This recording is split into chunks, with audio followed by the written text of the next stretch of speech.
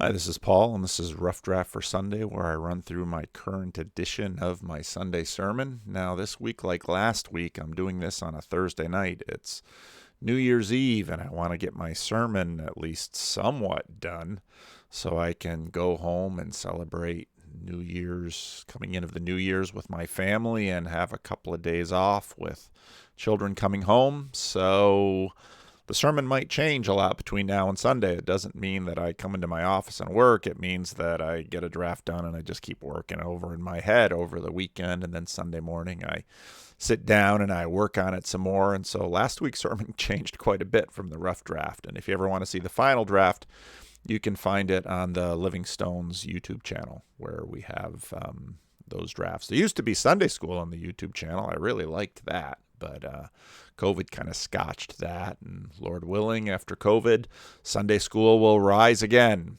but we shall see. This picture here are some of my friends in real life. They're church planters, and an interesting thing about church planters, if you want to plant a church, what you really have to do is hit the coffee shops. Now, again, my friend Josiah, who you can meet over on the Discord server, Josiah is trying to plant a church during COVID, which means he can't meet with people. But church planters plant, and they have dozens of conversations with random people in the neighborhood of where they want to plant a church to try to get a sense of what's on people's minds. What do they think about God? What do they think about Christianity? What are their needs? What are their desires? What are their wants? What are their biases? Now, over the last 3 years, I've had hundreds of conversations with people all around the world about these topics, and it's been really the thrill of a lifetime. I have 304 conversations on the conversation list. Now, obviously, those are only the conversations that I've posted. Maybe a third are not posted because they just weren't appropriate for posting. There are some doubles, and a few more than doubles for a couple of people like Job. But people are across the board. They're atheists, they're Christians, they're spiritual but not religious, they're exploring other religions, they're skeptical, they're feeling like their faith is slipping away, or they're sort of coming to faith for the first time and they're curious about God. Now, the book of Psalms, Psalm 19, says this: "The heavens declare the glory of God. The skies proclaim the work of his hands. Day after day they pour forth speech. Night after night, Night after night they reveal knowledge. They have no speech, they use no words, no sound is heard from them. Yet their voice goes out into all the earth, their words to the end of the world." Now you can see that the psalmist is playing with some things. This week I took a little trip with some members of my family to one of the most special places I know in Northern California, Yosemite National Park. Used to be that when I'd go in the winter, we'd have the park mostly to ourselves on a really nice day during a holiday weekend. More and more people come out even in the winter. In the summer, the place is packed. But it's an easy place to feel the glory of God. It's an easy place to feel awe and wonder at El Capitan, at the granite peaks. And there's a wonderful picture-taking spot as you're leaving the valley on the way out, and the photographers just line up because the light is just perfect, and you can catch it shining off of Bridal Veil Falls or Half Dome and El Capitan, and you can see the whole thing reflected on the water. The heavens declare the glory of God. Isaiah says the whole earth is full of his glory. Now, tonight I cruised over to one of the channels that I know, and a whole bunch of people up spending the New Year's together, sort of always debating, is there a God? And people like to debate this. You can find these debates all over YouTube. I found the debate to be relatively pointless because it's poorly formed. People imagine that Christians believe, and some do certainly, that God is a super thing up in the sky who grants wishes and keeps a list of people who are naughty or nice, sort of like Santa Claus. But the God of the Bible is, it's a little different. The ideas are formulated than that. And Christians and Jews have known this for centuries, but sometimes this is a little hard to get out there. The most religions imagine the gods to be superhero type beings within a metadivine realm, sort of like super agents within a super arena within an arena. But the God of Israel was different. He was categorically different from the other gods, the gods of stone and wood and silver and gold. The gods, you can find if you read in the Hebrew, the gods, the Elohim of the Old Testament, they served him, the spirits, the principalities and powers, but not simply as a triumphant peer as you would have other gods serving Marduk. He was in a strange way both agentic but also arenic. The Apostle Paul says of him, quoting pagan philosophers, "In him we live and move and have our being." And to go into some of the details of this would take a whole lot longer than a rough draft for Sunday can allow. But this idea isn't lost on us. In fact, I find people voicing it all the time. One of my favorite illustrations of this is who I call Verizon Lisa, and you can find her on Verizon commercials from a number of years back. And she does what I find many Northern Californians do. They stop and they talk to the universe. And they expect that the universe is talking back to them, and they want things from the universe, and they hope things from the universe, sort of like people are wanting and hoping things from years, from 2020 or 2021. This idea has sort of filtered down even to our post-Christian age. Our language betrays us. Verizon Lisa believes that the universe is telling her to get a new smartphone, and there's a Verizon store right there to fulfill her needs, and the universe seems to have ideas about how her hair and outfit are looking that day, and she doesn't seem to be offended by the universe sharing its well wishes to her. Now, when people give up on organized religion, I find that they usually keep being religious or spiritual of one sort or another, usually in a much more disorganized way. Back in the 1990s, sociologist Christian Smith set to do a landmark study on the spiritual and religious assumptions of American teenagers, and he interviewed teenagers from across the religious spectrum, and things began to be clear. They had beliefs that were formed in them, not necessarily formed by their parents. Some of their parents were Christians of various stripes, Pentecostals, Reformed, Baptist, Roman Catholic. Some of their parents were Muslims. Some of their parents were Jews. Some of their parents didn't believe much of anything at all. But the children seemed to have a fairly concrete idea about how they thought the universe worked, especially with respect to a God. He coined the term moralistic therapeutic deism and said that seems to be the first draft, the basic assumption that many of these teens hold. And there were 5 beliefs. A God exists who created and orders the world and watches over life on earth. God wants people to be good, nice, and fair to each other, as taught in the Bible and by most world religions. The central goal of life is to be happy and to feel good about oneself. God is not involved in my life except when I need God to resolve a problem, and then I'll cry out to the universe or show up at a church or find a fortune teller or do something vaguely spiritual in order for God to somehow break through and get me out of my little mess. And then good people go to heaven when they die. But, who are the bad people or the people who don't make the cut, and what happens to them? Well, we don't talk about them.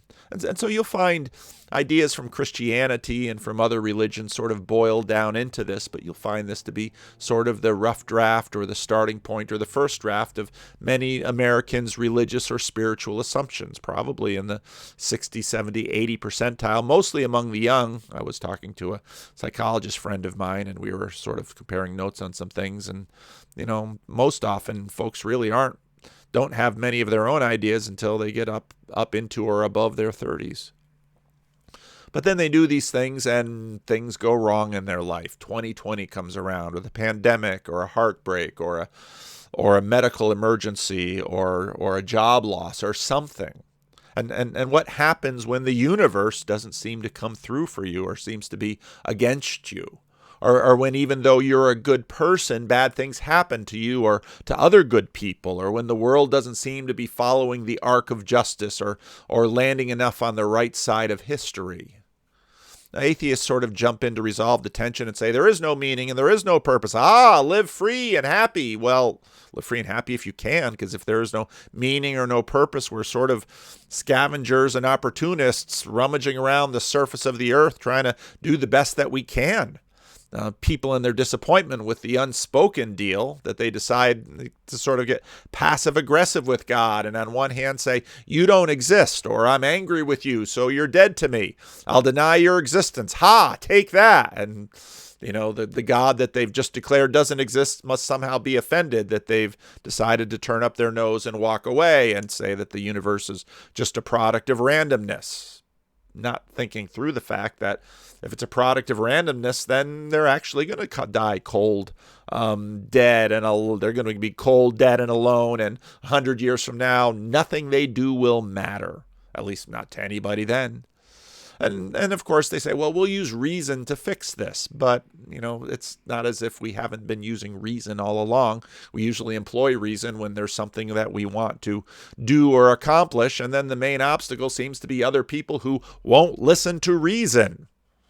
We haven't seemed to have been able to fix that matter of people not listening to reason, and all the yakking atheists just seem to reinforce the point that people won't listen to reason. So why do you think they're going to start now? Oh, if I say it in just the right way. Oh, okay. Does language really work that way? And of course, I've had many conversations with people like Michael here, who's you probably recognize from the show, and he's on other channels sometimes, and he deconstructed, but then he started to reconstruct, because if the world is just a product of random chance and chaos, then how can we account for the fact that we've been graced with goodness and beauty and hope and a sense of meaning? Surely all that good can't simply be accidental. If the calamity isn't accidental, well, then why would the good be accidental? How can we account for the good? And this is where Athens and Jerusalem sort of come together, because people have been drawn to the greatest conversations that the world has hosted. And chaos makes sense, but what about order? What about rationality? What about reason? How do we reason, and how does it work? That would maybe reason itself is an illusion. How is it both that we can accomplish so much yet not be able to sustain the goodness and beauty and love? The heavens may declare the glory of God, but maybe we need something a little more specific. Maybe we're hard of hearing. Maybe we've got trust issues. Maybe we look at the world and, well, we're troubled because there's glory in the world and there's pain in the world. The Gospel of John begins with one of the most amazing lines in the New Testament, something which just caught people's attention and lit the ancient world on fire. In the beginning was the Word, and in Greek, that's that funny script along the bottom, ho logos. In the beginning was the Word, and the Word was with God, and the Word was God. Logos, word, words. Day after day they pour forth speech, words. We need words. Words are powerful things. If you look at the theological dictionary of the New Testament, you'll discover that the basic meaning of lego, which is the verbal form of logos, is to gather. It's to assemble. The world is too big, and there's all these things happening and all these ideas. And so actually every time we speak, and it took us a few years to learn this if you're like most people, every time we speak we have to sort of map the world in our brain and get an idea about how to take all of this stuff and filter it through a sentence, and then a sentence makes a paragraph, and it has to make sense to the listener. In order to speak, you must select. In order to communicate, you must gather. In order to do this and to make sense, to have somebody sort of have the thoughts that you're having at the same time, so you can both, as we say, be on the same page, you must do so in a way that relates to a listener. Now, for a long time, people, why can't God just tell us? Move around the sand on the beach or the stars of the sky. And Frederick Buechner has a great story about that God just started moving stars around and said, I exist, God. And, for a month or so, people went to church and lived a little better lives and so on and so forth. But after a while, they just looked up in the sky and shrugged. Well, what would you like him to say to you? Would you believe him if he spoke to you? One of my favorite stories out of I can't think of his name, former editor of Christianity Today, called it a testimony in reverse. He was a young Christian man, and he was in a relationship with a girl, and he had to decide whether or not to move across the country. And he just prayed and prayed and prayed, and God had never spoken to him clearly, audibly before. And then God spoke to him. God said no. That wasn't the answer he wanted. So he did it anyway. He learned something about the world that day. He learned something about us. Is it really just communication? Is communication really that simple? Have you ever had a fight with anyone? It happens all the time. It's not just communication. We have wills, we have desires, we have differences. Every fight with your family, every fight with the loved one. Look how receptive do you find people to things they don't want to believe, or they have an interest in not believing. Now, this word logos for Greek philosophy became a very important term. There are sort of two sides of it. First, we have a view for the use of logos as word, speech, utterance, revelation, not in the sense of something proclaimed or heard, but rather that of something displayed, clarified, recognized, and understood. Often we use a lot of words to get that, but if a picture is worth 1,000 words, how many words is a person worth? Logos as the rational power of calculation in virtue of what man can see himself and his place in the cosmos. Logos as the indication of an existing and significant content which is assumed to be intelligible. Logos as the content itself in terms of its meaning and law, its basis and structure, but secondly, even deeper. Secondly, we have in view logos as a metaphysical reality, as an established term in philosophy and theology, from which there finally develops in later antiquity, under alien influences, a cosmological entity and a hypostasis of the deity.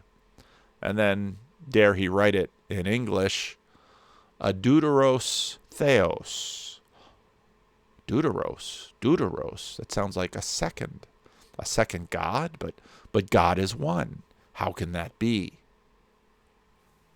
John comes out with this radical prologue. In the beginning was the Word, and the Word was with God, and the Word was God.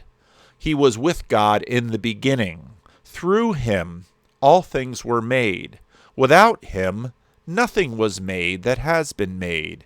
In him was life, and that life was the light of all mankind. The light shines in the darkness, and the darkness has not overcome it. Knowledgeable people in the Hellenistic world could understand the philosophical subplot, but this revelation didn't require years of study in Greek philosophy. He endured argumentation. He was real. He was durable. Sticks and stones can break bones, even his. But the words, well, he would endure them.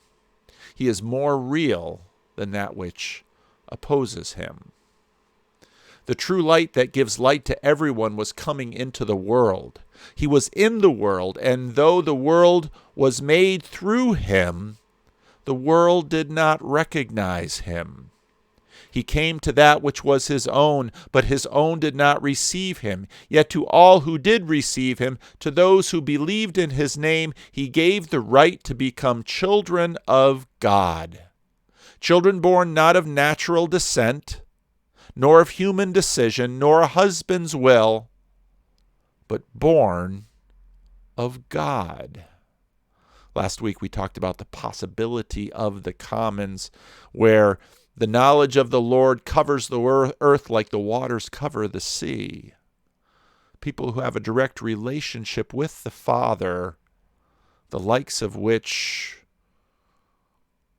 we wonder about.